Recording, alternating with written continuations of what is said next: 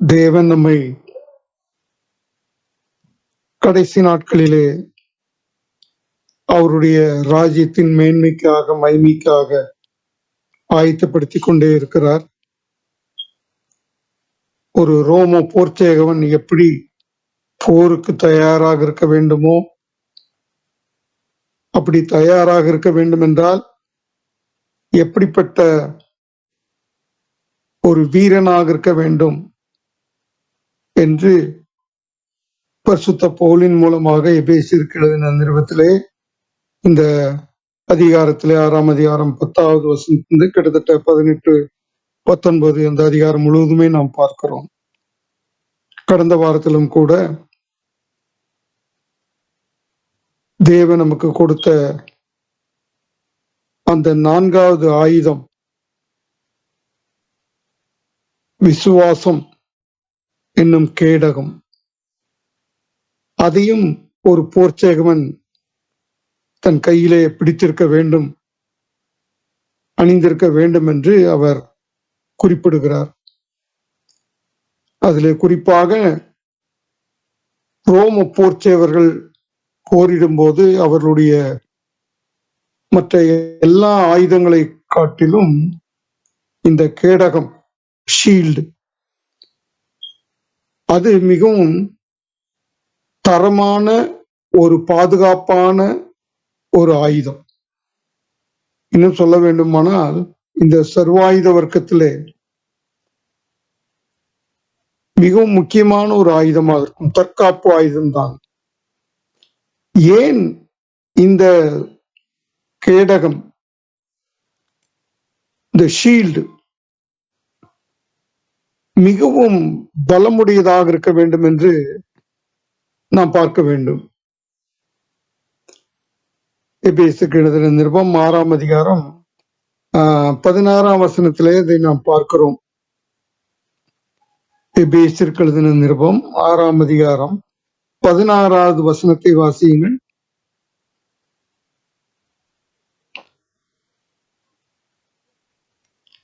எபேசியர் 6:16.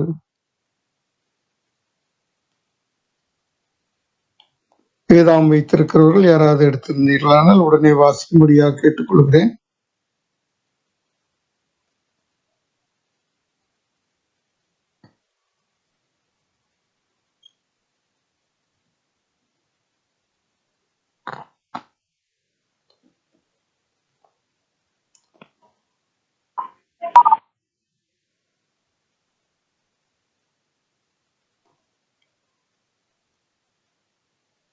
நானே முயற்சிக்கிறேன். என்னுடைய வேதாந்திலிருந்து சற்று கண்ணாடி போட்டிருக்கேன், இருந்தாலும் வாசிங்க, எடுத்துங்க வாசிங்க. பொல்லாமையும் அக்கினி அஸ்திரங்களை எல்லாம் அவிழ்த்து போடத்தக்கதாய் எல்லாவற்றுக்கும் மேலாக விசுவாசம் என்னும் கேடகத்தை பிடித்துக் கொண்டவர்களாகி நல்லுங்கள். எல்லாவற்றுக்கும் மேலாக விசுவாசம் என்னும் கேடகத்தையும் பிடித்துக் கொண்டவர்களாக நில்லுங்கள் என்று சொல்லுகிறார். இந்த கேடகம் ஏன் அவ்வளவு முக்கியப்படுத்தி சொல்லுகிறார் என்றால், எல்லாமே கிட்டத்தட்ட 5 ஆயுதங்களை ஒரு போர்ச்சேவன் அணிந்திருந்தாலும் இந்த 5வது ஆயுதம், கேடகம், எல்லாவற்றுக்கும் மேலானது. அது மற்ற ஆயுதங்கள் இருந்தாலும், இப்போ பெல்ட் இருக்கிறது, கச்சை இருக்கிறது, பாதரட்சி இருக்கிறது, மார்க்கவசம் இருக்கிறது, இவைகளெல்லாம் அந்த போர்ச்சேவனை காத்துக்கொள்ளக்கூடியது. எதிரிலிருந்து வரக்கூடிய சகல ஆயுதங்கள் என்ன வந்தாலும் காத்துக்கொள்ளக்கூடியதுதான். ஆனால் இந்த கேடகம் மிகவும் முக்கியமானதாக கருதப்படுகிறது. பொல்லாங்கு நெய்யும் அக்கினிய அஸ்திரங்கள், போர்ச்சேவனுக்கு விரோதமாக வரக்கூடிய, எதிரியினிடத்தில் வரக்கூடிய அக்கினி பந்தங்கள் ஈட்டி போல வரும் அல்லது பந்தங்கள் வரும், அவர்கள் மேல் விழும். அது இந்த கேடகம் மிகவும் ஸ்ட்ராங்காக இருக்கும். இந்த லைட்டா எல்லாம் இருக்காது, நல்லா ஸ்ட்ராங்கா இருக்கும், ஓட்ட விழுகாது. என்ன வந்தாலும் அதை தள்ளி விட்டுரும். நெருப்பு வந்தாலும் நெருப்பு போல அந்த ஈட்டி வழியாக அல்ல பந்தத்தின் வழியாக அந்த வீரர்கள் மீது அந்த கூட்டத்தின் மீது வீசப்படும் போது நிறைய வரும் அக்னி அஸ்திரங்கள். அக்னி அஸ்திரங்கள் அது சுட்டெரித்து போடும், அது அழித்து போடும். ஆகவே அதை தடுக்க வேண்டுமானால் இந்த கேடகம் மிக முக்கியம். அது எளிதிலே தீப்பற்றாது, எளிதிலே தடுத்து தள்ளிவிடும். அந்த சேவகனை அது காத்துக்கொள்ளும். எல்லாவற்றும் அவனுடைய தலைச்சீராவிலிருந்து, பாதரட்சியிலிருந்து, மார்க்கவசத்திலிருந்து, அரைக்கட்சியிலிருந்து எல்லாவற்றையும் அந்த பாதுகாப்பின் கவசம் இருந்தாலும் இந்த கேடகம் அவனை நன்றாக காத்துக்கொள்ளும். அதை நன்றாக உயர தூக்கி பிடிப்பார்கள். இது வட்டமாக இருக்காது. சிலர் சொல்கிறார்கள் அது கொஞ்சம் நீளமா ரெக்டாங்குலர் ஷேப், செவ்வக வடிவிலே காணப்படுகிறதாக சொல்கிறார்கள். அது மிகவும் உறுதியாகவும் இருக்கும். அக்னி அஸ்திரங்கள் அப்படித்தான் வருகிறது.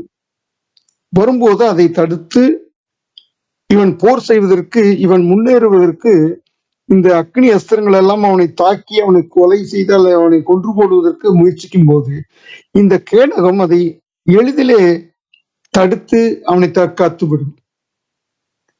அதனாலே அந்த போர் சேவகன் முன்னேற முடியும். இந்த அக்னி அஸ்திரங்கள் தடுக்கக்கூடிய கேடகம் உயரமும் பிடித்துக் கொள்ளலாம், தலைக்கு மேலேயும் பிடித்துக் கொள்ளலாம், தலை சீராவையும் அது காத்துக்கொள்ளும். ஆகவேதான் எல்லாவற்றுக்கும் மேலாக என்று சொல்லப்படுகிறது. ஆண்டவருடைய வசனம் என்ன சொல்லுகிறது என்றால், அந்த கேடகம் விசுவாசம், தேவன் மேல் நாம் வைக்கும் விசுவாசம். இந்த ஆவிக்குரிய வாழ்க்கையிலே நமக்குள்ளே வரக்கூடிய போராட்டங்களிலே, மனதிலே வரக்கூடிய போராட்டங்கள், ஆவியிலே வரக்கூடிய போராட்டங்கள், சரீரத்திலே வரக்கூடிய போராட்டங்கள், இவைகளில் நம்மை அதிகமாக தாக்குகிறது. பிசாசினிடத்திலிருந்து அக்னி அஸ்திரங்களை போல வருகிறது. குடும்பத்தை தாக்குகிறது. குடும்பத்திலே தேவனுடைய ஆசீர்வாதம் நம்மேல் வருவதற்கு இவைகளெல்லாம் தடைகளாக இருக்கிறது. பிசாசு வீசுகிறார். அப்ப இதைகளெல்லாம் நாம் தடுத்தால் உண்டு. இதை நாம் தடுக்க வேண்டுமானால் விசுவாசம் என்னும் கேடகம் நமக்கு தேவை. விசுவாசத்தை குறித்து நாம் மணிக்கணக்காக பிரசங்கிக்கலாம், மணிக்கணக்காக நாம் தியானிக்கலாம். விசுவாசம் அவ்வளவு மிகப்பெரியதான ஒரு காரியம். அதனுடைய குவாலிட்டி குறித்து நான் சொல்லுகிறேன், அதனுடைய தரத்தை குறித்து நான் சொல்லுகிறேன். கடந்த வாரத்திலே கூட தேவனுடைய வசனத்திலே நாம் பார்த்தோம். யோவானுக்கு எழுதின சுவிசேஷம் 14ஆம் அதிகாரம் 1ஆம் அதிகாரத்திலே, உங்களுக்கு இருதயம் கலங்காதிருப்பதாக தேவனிடத்தில் விசுவாசமாயிருங்கள், என்னிடத்திலும் விசுவாசமாயிருங்கள் என்று இயேசு கிறிஸ்து சொன்னார். இப்ப இயேசு கிறிஸ்து எனக்காக இருக்கிறார். இயேசு கிறிஸ்து என்னுடைய வாழ்க்கையிலே பாவத்தை மன்னித்திருக்கிறார். கடைசி பரியந்தமும் என்னை காத்துக்கொள்ள வல்லவர், என் குடும்பத்தை காத்துக்கொள்ள வல்லவர். எனக்கு விரோதமாய் எழும்பக்கூடிய சகல அக்னி அஸ்திரங்கள், பிசாசிலிருந்து வரக்கூடிய தொந்தரவுகள், பிசாசினுடைய பிள்ளைகளிடத்திலிருந்து வரக்கூடிய தொந்தரவுகள், துன்பங்கள், தொல்லைகள், இவைகளையெல்லாம் நாம் மேற்கொள்ள முடியும், தடுக்க முடியும். அந்த விசுவாசத்தினாலே இந்த உலகத்தை நாம் ஜெயிக்க முடியும் என்ற ஒரு நம்பிக்கையை தேவன் நமக்கு கொடுக்கிறார். ஆகவேதான் ஆவிக்குரிய வாழ்க்கையிலே தேவன் என்ன சொல்லுகிறார் என்றால், விசுவாசம் இல்லாமல் தேவனுக்கு பிரியமாயிருப்பது கூடாத காரியம். அநேகர் தேவன் உண்டு என்று விசுவாசிக்கிறார்கள். ஆனால் அவரை நம்பி வந்த நமக்கு தேவன் பலன் அளிக்கிறவர் என்று ஒரு விசுவாசி இயேசு கிறிஸ்துவின் மேல் தன்னுடைய விசுவாசத்தை பூரணமாக வைத்திருக்க வேண்டும். ஒரு விதத்திலே சொல்ல வேண்டுமானால், போல் இன்னொரு இடத்திலே சொல்லுகிறார், விசுவாசம் அது ஒரு வரமாக கூட கருதப்படுகிறது. வரங்களிலே அநேக வரங்கள் இருக்கிறது. குணமாக்கும் வரம், பிசாசுகளை துரத்தும் வரம், தேவனுடைய வசனங்களை அழகாக மொழிபெயர்த்தோ அல்லது அதனுடைய அர்த்தங்களை எல்லாம் சொல்லக்கூடிய ஒரு காரியங்கள் எல்லாம் வரங்கள் எல்லாம் இருக்கிறது. அத்தோடு விசுவாசமும் ஒரு பெரிய வரம் என்று சொல்லப்படுகிறது. நாம் இந்த விசுவாசிகள் இந்த வரத்தை தேவனிடத்திலிருந்து நாம் பெற்றுக்கொள்ள முடியும். சர்வாயுத வர்க்கத்திலே மிகுந்த முக்கியமான ஒன்று இந்த விசுவாசம். One of the important piece of armor of God is the faith on God. பேதுரு கடலின் மேல் நடந்து வரும்போது, நடக்க ஆயத்தமாகும் போது, விரும்பும் போது ஆண்டவர் வர சொல்லுகிறார். ஆனால் அவன் அந்த கடலின் அலைகளை பார்க்கும்போது, கடலின் சத்தங்களை கேட்கும் போது அவனுடைய விசுவாசம் தளர்ந்து போகிறது. அவன் இயேசுவை நோக்கி ஆண்டவர் சொல்றார், நீ நடந்து வாங்குறார், நடக்கிறார். ஆனால் பக்கத்திலே பார்க்கும்போது அவனுடைய விசுவாசம் போய்விடுகிறது. அதே போல தன்னுடைய மகனுக்கு பிசாசு பிடித்து சீஷனிடத்திலே கொண்டு வந்த ஒரு தகப்பன் அந்த பிசாசு போகாமல் இருக்கும்போது, அந்த மகனை விட்டு போகாமல் இருக்கும்போது, இயேசு கிறிஸ்து மலையிலிருந்து இறங்கி வரும்போது அவரிடத்திலே சொல்லுகிறார், ஆண்டவர் அந்த பிசாசை துரத்தி விடுகிறார். அப்பொழுது அங்கே அவிசுவாசத்தினாலே அந்த பிசாசு போகவில்லை. ஆகவே விசுவாசம் என்பது ஒரு மிகப்பெரிய வரம். தேவனிடத்தில் இயேசு கிறிஸ்துவின் மேல் விசுவாசம் இருந்தால் மட்டுமே இந்த நாட்களிலே நமக்கு வரக்கூடிய பிரச்சனைகளை நாம் மேற்கொள்ள முடியும். நமக்கு விரோதமாய் போர் செய்கிற அல்லது நமக்கு விரோதமான யுத்தங்களிலே நாம் ஜெயிக்க முடியும்.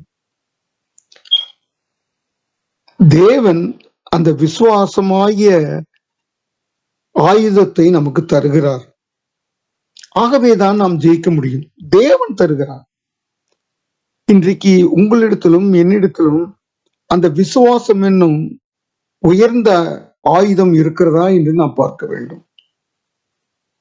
அநேக காரியங்களுக்காக நாம் ஜெபிக்கிறோம், தேவனிடத்திலே வேண்டிக் கொள்கிறோம். எழுப்புதலுக்காக ஜெபிக்கிறோம், ஆத்துமாக்களுக்காக ஜெபிக்கிறோம், குடும்பத்திலே சமாதானத்திற்காக ஜெபிக்கிறோம், குடும்பத்தின் தேவைகளுக்காக, உலக தேவைகளுக்காக ஜெபிக்கிறோம், ஆவிக்குரிய தேவைகளுக்காக ஜெபிக்கிறோம், உறவினர்கள் மனம் திரும்ப ஜெபிக்கிறோம், நமக்கு விரோதமாய் செயல்படுகிற சக்திகளுக்கு விரோதமாக நாம் ஜெபிக்கிறோம். ஆனாலும் விசுவாசம் இல்லாமல் ஜெபித்தால் அங்கே காரியம் சித்தி பெறுவதில்லை. தேவன் என்ன சொல்லுகிறார் என்றால், அந்த விசுவாசத்தை நான் உனக்குள் வைக்கிறேன், என்னிடத்திலே கேள். ஒரு வரத்தை தேவன் தர விரும்புகிறார். எத்தனையோ காரியங்களிலே நாம் மனிதர்களை நம்புகிறோம். தேவனை நம்புவதற்கு பதிலாக மனிதர்களை நம்புகிறோம். மனிதர்களுடைய ஞானத்தை நம்புகிறோம், அவர்களுடைய பண வசதியை நம்புகிறோம், அவர்களுடைய செல்வாக்கை நம்புகிறோம், அவர்களுடைய அதிகாரங்களை நம்புகிறோம். ஆனால் பல சமயங்களிலே அது நமக்கு கைகூடாமல் போய்விடுகிறது, கிட்டாமல் போய்விடுகிறது, கிடைக்காமல் போய்விடுகிறது. எப்பொழுதும் தேவனிடத்திலே விசுவாசமாய் இருக்கும் போது மட்டுமே தேவன் செயல்பட முடியும். அநேக பரிசுத்தவான்களுடைய வாழ்க்கையிலே விசுவாசத்தினாலே தான் காரியங்களை சாதித்திருக்கிறார்கள். நீங்கள் அறிந்திருக்கிறீர்கள், ஜார்ஜ் முல்லர் என்ற இங்கிலாந்து நாட்டிலே இருந்த தேவனுடைய மனுஷன் 2000 அனாதை குழந்தைகளுக்காக விடுதிகளை நடத்தி வந்திருக்கிறார். அவர்களுக்கு சாப்பாடு தினந்தோறும் கொடுக்க வேண்டும், 3 வேளையும் கொடுக்க வேண்டும், அவர்களுடைய தேவைகளை சந்திக்க வேண்டும். ஆனால் எந்த மனிதத்திலும் போய் அவர் பணத்தையோ பொருளையோ அவர் கேட்டதில்லை. அவருக்கு தெரிந்த ஒரே இடம் சங்கீதம் 121 தான். எனக்கு ஒத்தாசி வரும் பர்வதங்களுக்கு நேரா என் கண்களை ஏறெடுப்பேன். மட்டுமல்ல, வானத்தை பூமியும் உண்டாக்கின கர்த்தரிடத்திலிருந்து எனக்கு ஒத்தாசி வரும். My help comes from Lord alone. ஆகவே அவர் தேவனை நம்பினார். இன்னைக்கு நம்முடைய தேவைகளுக்காக நாம் என்ன செய்கிறோம்? சமயத்திலே விசுவாசிகள் தங்களுடைய குடும்பத்திலே தேவைகள் வரும்போது, பிரச்சனைகள் வரும்போது, பண தேவைகள் வரும்போது உடனே கண்ணை மூடிக்கொண்டு எப்படியாவது அந்த பிரச்சனை தீர வேண்டும் என்று பணத்தை திரட்டுவதற்கு நாம் கடன் வாங்க ஆரம்பித்து விடுகிறோம். அவிசுவாசிகளிடத்திலே வாங்க ஆரம்பித்து விடுகிறோம். அல்லது வேறு தேவ சித்தம் இல்லாத வழியிலே நாம் கடனை பெற்று வாங்கி நம்முடைய தேவையை அவ்வப்பொழுது நாம் சந்தித்து விடுகிறோம். அதை மறுபடியும் கட்டாத அளவுக்கு, திராணி இல்லாத அளவுக்கு, திராணிக்கு மேலே வாங்கும்போது கடன் சுமையாகிறது, அது பெரிய பாரமாகிறது. மீண்டும் மீண்டும் பிரச்சனைகள் வரும்போது மீண்டும் மீண்டும் கடனை வாங்கி நம்முடைய வாழ்க்கையிலே, குடும்பத்திலே தேவ சமாதானத்தையும் இழந்து விடுகிறோம். தேவனை நம்புவதற்கு பதிலாக, தேவனிடத்திலே கேட்பதற்கு பதிலாக, விசுவாசத்தோடு அவரை நம்பி இருக்கிறதுக்கு பதிலாக வேறு முயற்சிகளிலே நாம் போகும்போது அங்கே பிரச்சனை பெரிதாகி விடுகிறது. எல்லாவற்றுக்கும் மேலாக விசுவாசம் என்னும் கேடம் தேவன் பார்த்து கொள்வார். அநேக சமயத்திலே என்னுடைய வாழ்க்கையிலேயும் நான் அனுபவித்திருக்கிறேன். இங்கிலாந்திலே இருக்கும்போது கூட ஒரு முறை என்னுடைய பிளட் சுகர் லெவல் திடீரென்று 40-36ங்கிற அளவுக்கு வந்துருச்சு. Low sugar. கிட்டத்தட்ட இரவு மணி 3:30 4 வேர்த்து கொண்டிருக்கிறது. நான் தனியா செஞ்சு ஏதோ சுகர் எடுத்து போட்டுக்கலான்னு போனா என்னால போக முடியல. என்னத்தையோ எடுத்து போட்டு இது பண்ண அப்படியே மயங்கி விழுந்துட்டு, கிட்டத்தட்ட மயக்கத்தின் நிலைமையில இருந்தேன். எப்படியோ என் மகன் கண்டுபிடித்து உடனே வந்து விட்டான். இப்போ ஆண்டவரே நீர் என்னை காப்பாற்றும் என்னன்னா உடனே அவங்க பார்க்க ஆரம்பிச்சும் போதுதான் 46-40 இருந்துச்சு. தேவன் என்னை காப்பாற்றுவதற்கு ஆண்டவரே உம்முடைய கருத்துல என்னை ஒப்பு கொடுக்கிறேன், நீர் பார்த்து கொள்ளும் ஆண்டவரே என்று பல எண்ணங்கள் வந்தபோது தேவனை இறுக பற்றி கொள்ளும் போது கொஞ்சம் கொஞ்சமாக தேவன் அந்த ராத்திரி வேளையில என்னை காப்பாற்றினார். எத்தனையோ பிரச்சனைகள் அப்படி வருகிறது, திடீரென்று வருகிறது. அதுதான் பிசாசு சில சமயத்தில் அக்னி அஸ்திரங்களை அனுப்புகிறான். கடனை அனுப்புகிறான், நோயை அனுப்புகிறான், பிசாசு அனுப்புகிறான். குடும்பத்துல கருத்து வேறுபாடுகளை அனுப்புகிறான். மனைவிக்கும் புருஷனுக்கும் கருத்து வேறுபாடு வருகிறது, பிள்ளைகளுக்கும் மகனுக்கும் தகப்பனுக்கும் பிரச்சனை வருகிறது, மகளுக்கும் தாய்க்கும் பிரச்சனை வருகிறது, மாமியாருக்கும் மருமகளுக்கும் பிரச்சனை வருகிறது. எல்லாம் ஒவ்வொரு விசுவாசனுடைய குடும்பத்திற்குள்ளாக அந்த அக்கினி அஸ்திரங்கள் வந்து விழுகிறது. உங்களுடைய விசுவாசத்தை, உங்களுடைய ஆவிக்குரிய வாழ்க்கையை சுட்டெரித்து பொசுக்கி உங்களை நாசம் பண்ணுவதற்காக வருகிறது. நம்முடைய விசுவாசம் நமக்குள்ளே இருக்குமானால், தேவனிடத்திலே நாம் விசுவாசமா இருப்போமானால், நான் விசுவாசித்திருக்கிறவர் இன்னார் என்று அறிவேன், என்னை ஆட்கொண்டவரும் நான் சேவிக்கிறவருமான கர்த்தர் எனக்கு இருக்கிறார். இதுதான் நமக்கு வர வேண்டும். இது பெரிய கேடகம். ஒரு தேவனை நம்பி இருக்கும்போது, கர்த்தரை நம்பி இருக்கிறவன் அவன் எந்த ஒரு காரியத்திற்கும் பயப்படாது இருக்கிறான். நாம் அநேக முறை பயப்பட்டிருக்கிறோம். யோசித்து பார்ப்போம், தியானித்து பார்ப்போம். இந்த ஆயுதம் நம்முடைய வாழ்க்கையிலே குறைந்திருக்குமானால் தேவன் அதை நிறைவாக்கும்படியாக நாம் ஜெபிக்க வேண்டும். தனி ஜெபத்திலே ஜெபிக்க வேண்டும், ஐக்கிய ஜெபத்திலே ஜெபிக்க வேண்டும். குடும்பத்திலே கருத்து வேறுபாடுகள் வரும்போது மனைவிக்கும் உங்களுக்கும் கருத்து வேறுபாடு வரலாம்.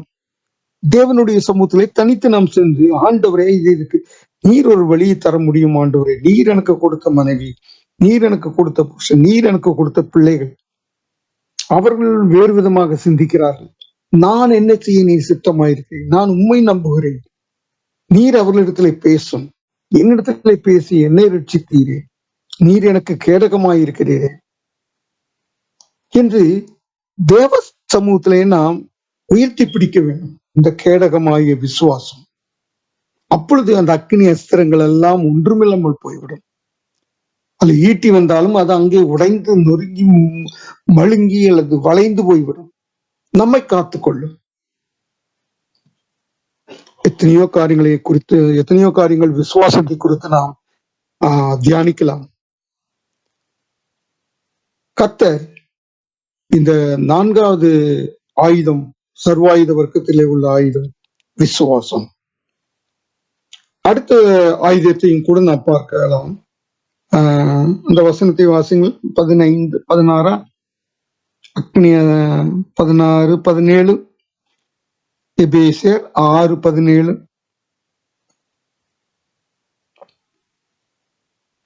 ரட்சகம் என்னும் தலைச்சீராகவும் தேவவசனமாக ஆவியின் பட்டயத்தையும் எடுத்துக் கொண்டார்.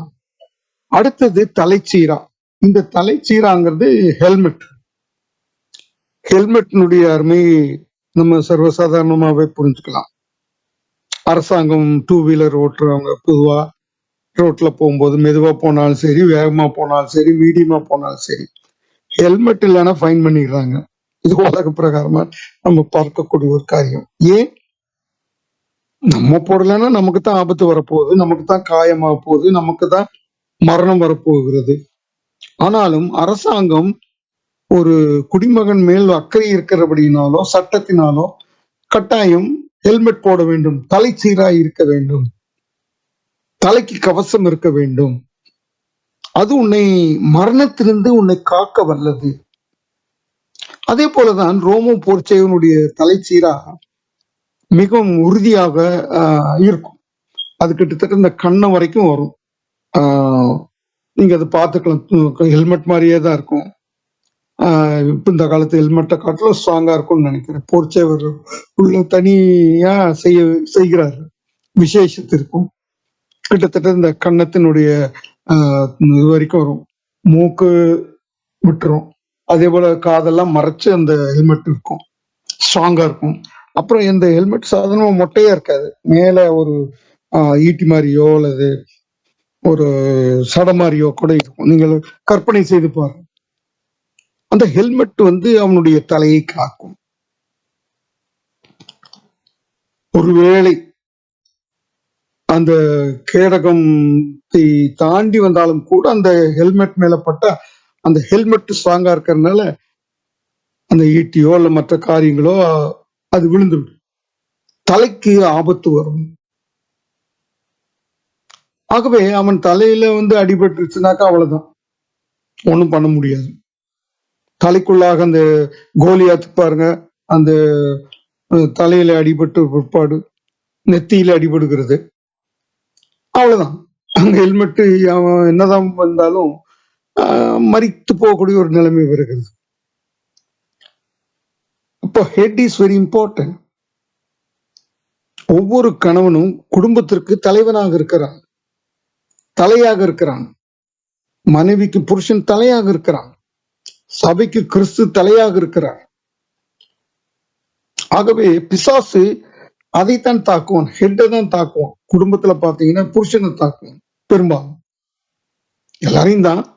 இருந்தாலும் குடும்ப தலைவன் ஆவிக்குரியவனாக இருக்கும்போது, அவன் வளர்ந்து வந்தவனாய் இருக்கும்போது, நல்ல அனுபவங்களை பெற்று இருக்கும்போது, பல இடங்களுக்கு சென்று ஊழியத்தை செய்ய ஆரம்பிக்கும் போது அல்லது ஊழியத்தை செய்து கொண்டிருக்கும் போது அவனை தான் தாக்குவான். அவன் ஜெபிக்கிறவனாக இருந்தால் இன்னும் தாக்குவான், சரீரத்துல வியாதிகளை கொடுப்பான். அப்ப தலைச்சீரா முக்கியம். அது மட்டுமல்ல, நம்முடைய சிந்தனைகள், நம்முடைய எண்ணங்கள், இவள் எல்லாம் உருவாகிற இடம் நம்முடைய தலை. ஆகவே நம்முடைய எண்ணங்களை தாக்குகிறான். நம்முடைய எண்ணங்களை எல்லாம் தாக்கும் போது எளிதிலே நாம் மாற்று சிந்தனைகளுக்கு, மாற்று எண்ணங்களுக்கு, தேவனுக்கு அடுத்த காரியங்களுக்கு நாம் செவி கொடுத்து பரிசுத்தமானவர்களை சிந்திப்பதற்கு பதிலாக, தேவனுக்கு ஏற்றவர்களை சிந்திப்பதற்கு பதிலாக பிசாசுக்கு அடுத்தவர்களை சிந்திக்க ஆரம்பித்து விடுகிறோம். அநேகருடைய மனதை பிசாசு இப்படித்தான் வஞ்சிக்கிறான். ஆகவேதான் நம்முடைய எண்ணங்களை குறித்து நாம் ஜாக்கிரதையாக இருக்க வேண்டும்.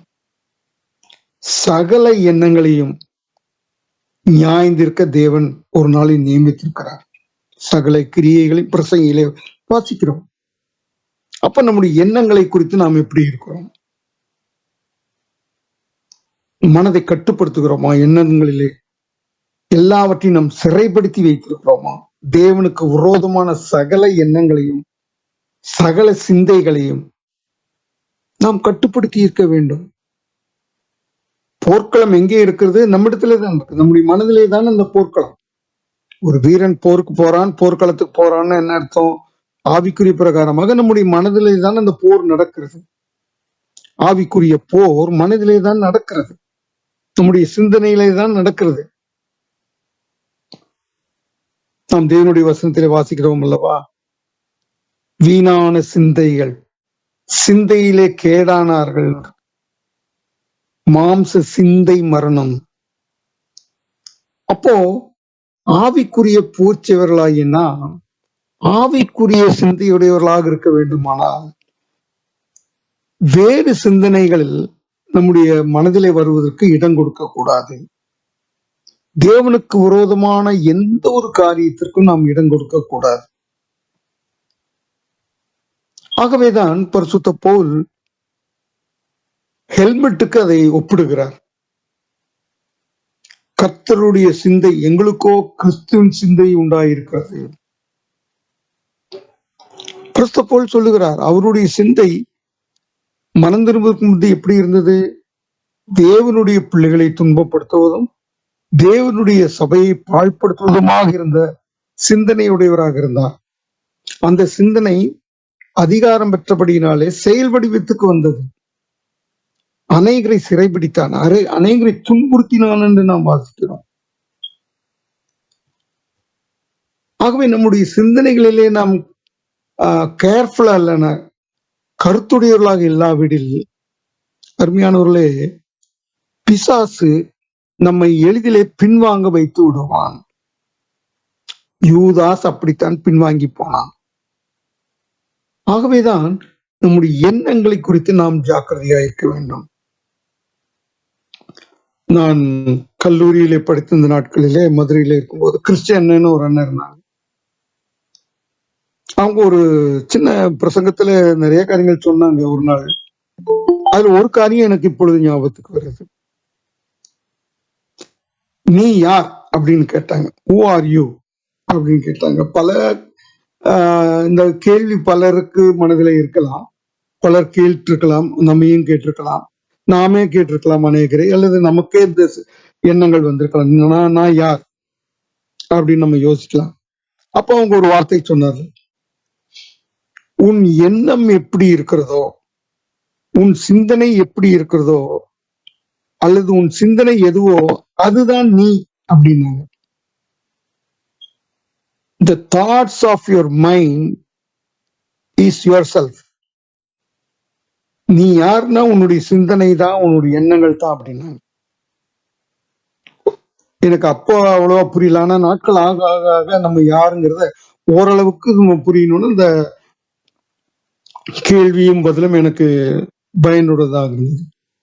நம்ம யாருன்னா நம்முடைய எண்ணம் எப்படியோ அதான் தான். அப்ப நம்ம எண்ணங்களை குறித்து எப்படி இருக்கணும்னு பாருங்க. அதை குறித்து ஜாக்கிரதையா இருக்க வேண்டும். சிந்தனையிலே நாம் வீணராய் விடக்கூடாது. நம்முடைய சிந்தை கெட்டு போகக்கூடாது.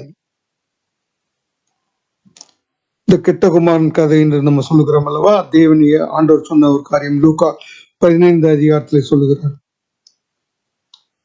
இளைய மகன் எல்லாவற்றையும் சேர்த்துட்டு தூர தேசத்துக்கு போனான். ஏன்? அவன் தன்னுடைய நண்பர்களோடு சேரும்போது அவனுடைய எண்ணங்கள் எல்லாம் மாறுகிறது. சுயமாக இருக்க வேண்டும் என்று நினைக்கிறான். அவனுடைய எண்ணங்களிலே மாற்றங்கள் வருகிறது. ஆகவே தன்னுடைய சுய சித்தத்தை செய்வதற்காக ஒப்பு கொடுக்கும் போது அவன் மனம் போனபடி, எண்ணம் போன வாக்கிலே அவன் போக ஆரம்பிக்கிறான். அதனுடைய முடிவு என்ன? பட்டினி, பஞ்சம், வறுமை, பன்றி கூட்டம், மரணத்திற்கு முன்னால் ஒரு நிலைக்கு வந்துட்டான். ஆவிக்குரிய வாழ்க்கையிலும் நமக்கு இன்னைக்கு அப்படித்தான் இருக்குது. தேவனுடைய வார்த்தைகளுக்கு நாம் இடம் கொடுக்காம, தேவனுடைய ஆலோசனைக்கு கீழ்ப்படியாம இருக்கிறோமா? நம்முடைய தேவனுடைய பிள்ளைகளுடைய ஆலோசனை கேட்கிறோம், கீழ்ப்படியிலையா, அதுக்கு இடம் கொடுக்கலையா, பிசாசு நம்மை வழிபதி போக செய்கிறான். அப்ப என்ன ஆகுதுன்னா, ஆவிக்குரிய வாழ்க்கை கொஞ்சம் கொஞ்சமாக தூரத்துக்கு போயிரு, தேவனை விட்டு பிரிந்து போய் விடுகிறது. யூதாஸ் போனதுக்கு காரணம் அதுதான். கூடவே இருந்தான், ஆனால் தன்னுடைய எண்ணத்திலே பணத்தை சேர்த்து சேர்த்து வைத்து தனக்கு ஏதாவது அதிகமாக கிடைக்குமானும் போது பண ஆசை வந்து விட்டது. எண்ணங்கள் பணத்தின் மேல் வந்து